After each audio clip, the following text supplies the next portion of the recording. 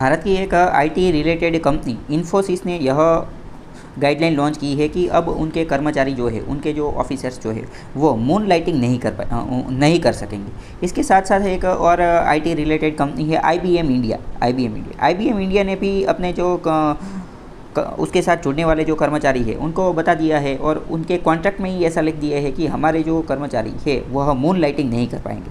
तो आखिर समझते हैं कि यह मून लाइटिंग आखिर है क्या। अगर भारत की बात करें तो भारत की जो आईटी यानी कि इंफॉर्मेशन टेक्नोलॉजी का जो इकोनॉमी है या फिर उसका जो टोटल कैप जो है वो कितना है, तो वो जो है 227 बिलियन डॉलर के आसपास का है। तो मतलब कि ये बहुत ही बड़ी इंडस्ट्री है, यानी कि 200 बिलियन डॉलर से भी ज़्यादा की ये उसका मार्केट कैप है।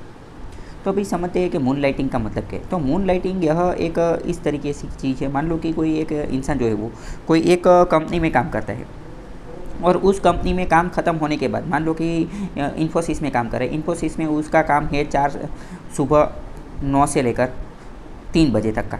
तो 9 से 3 में उसकी जॉब ख़त्म हो जाती है। तो अभी 3 बजे के बाद अगर वो कोई दूसरी जॉब करता है तो उसे मून लाइटिंग कहते हैं।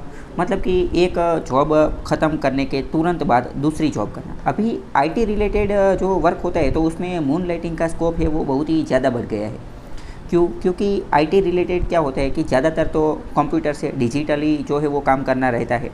तो मतलब कि वो घर बैठकर भी एक साथ 2-3 कंपनी के साथ जुड़े रह सकते हैं। तो यहाँ पर कुछ इश्यू जो है वो क्रिएट होते हैं। जैसे कि पहला इश्यू ऐसा है, सबसे पहले अगर हम इसकी पॉजिटिविटी की बात करें कि इसके फ़ायदे क्या क्या है, कि भाई लोग मून लाइटिंग करते एक के साथ अलग अलग जॉब करते तो उसके फ़ायदे क्या है। सबसे पहला फ़ायदा तो जो कर्मचारी जो यह काम कर रहे हैं तो उसको बहुत सारे पैसे मिलेंगे, अलग अलग जगह से उसको पैसे मिलेंगे। तो अगर उसको पैसे मिलेंगे तो उसका स्टैंडर्ड ऑफ लिविंग जो है वो बढ़िया हो पाएगा वो। और अभी जो इन्फ्लेशन चल रही है तो इन्फ्लेशन के अंदर उसको ज़्यादा पैसा, हर कोई इंसान ज़्यादा से ज़्यादा पैसे जो है वो प्राप्त करना चाहता है। दूसरी बात यह है कि जो कई सारे लोग जो होते हैं वो मल्टीटास्किंग होते हैं। मल्टीटास्किंग यानी कि उसके पास बहुत सारी स्किल होती है। तो अगर वह एक से ज़्यादा जॉब कर पाएगा तो क्या होगा कि वह अलग अलग स्किल के रिलेटेड अलग अलग जॉब जो है वो कर सकता है, या फिर अलग अलग स्किल के मुताबिक अलग अलग जगह से पैसे जो है वो प्राप्त करते हैं। यानी कि converting your skill into money, इसका भी रास्ता जो है वो क्रिएट हो जाएगा। नहीं तो फिर क्या होगा कि वह कि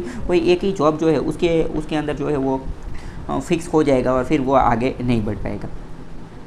यहाँ पर दूसरी बात करते हैं कि इसकी जो नेगेटिविटी, इसका ख़राब क्या है। तो इसकी अगर नेगेटिव पासे की बात करें तो सबसे पहले तो कई लोग ऐसा मानते हैं कि ये एक रीते कॉन्फ्लिक्ट ऑफ इंटरेस्ट है।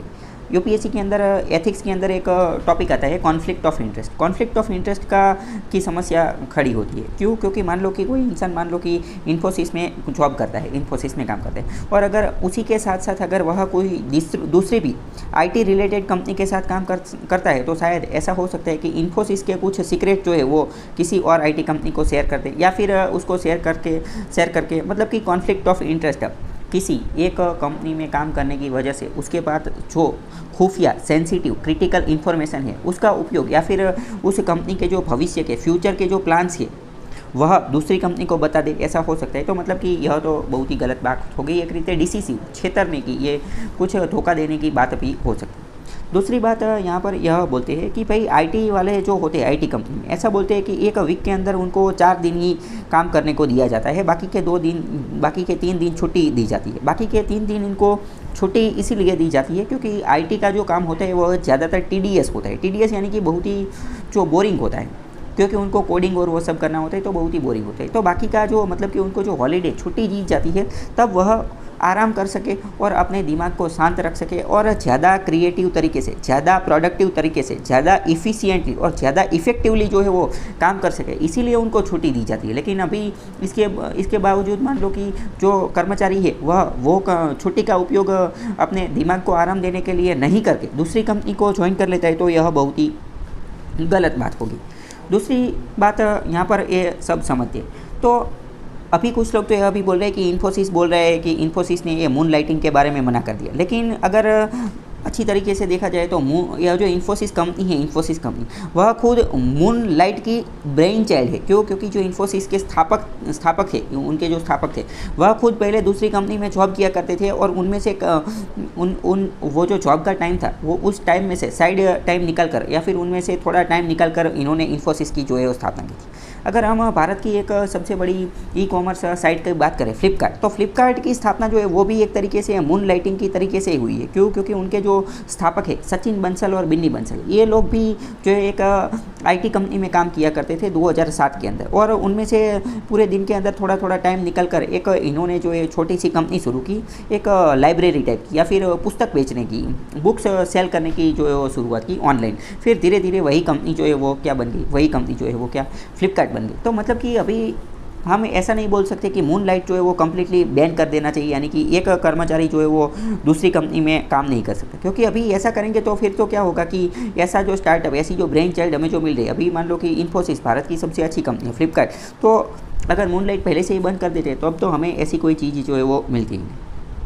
यहाँ पर कुछ और बात भी आती है, मान लो कि कई बार जो है वो कोई गवर्नमेंट हॉस्पिटल में काम करने वाले डॉक्टर होते हैं, तो गवर्नमेंट हॉस्पिटल में काम करने वाले डॉक्टर होते हैं वो प्राइवेट हॉस्पिटल में भी काम करते हैं, तो इसको क्या मून लाइट बोलते हैं? तो हाँ, इसको भी मून लाइट बोलते हैं। तो इसके ऊपर भी कुछ रेगुलेशन लाना चाहिए, इसको भी कुछ स्ट्रिक्ट जो है वो करना चाहिए।